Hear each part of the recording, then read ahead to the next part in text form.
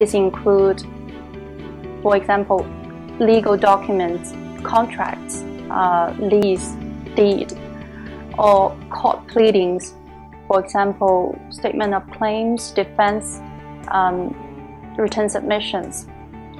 And it is also relevant when we read laws, including case laws and statutes. And also, nowadays, legal correspondence are conducted in English mainly. So the ability to write accurately with legal English is very important. It's not good enough to be right legally. You have to present that advice in a way that the client understands it.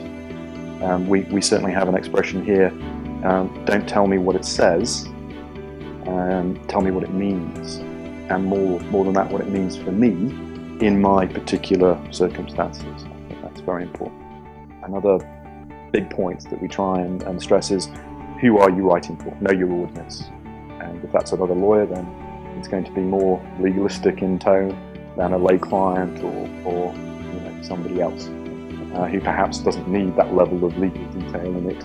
I think as a lawyer, I think that the service that we provide to the clients are primarily in the form of written form or in the oral form. And communication plays a very important part, because that's kind of the lubricant or the facilitation between the two mediums, namely the client and the lawyer. And English is the most common medium that is being used to communicate between the client and the lawyer.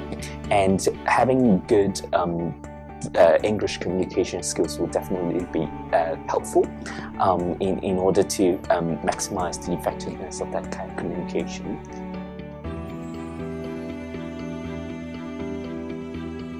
In an academic work, you can discuss multiple possibilities about the law without giving a conclusive answer. But in practice, you cannot just cite the law without really advising your client on the strong or weak parts of his case. So I think the most difficult part is how to analyze the case and to present it in a logical and structural way. There's a tendency, I think, for junior lawyers to not ask enough questions.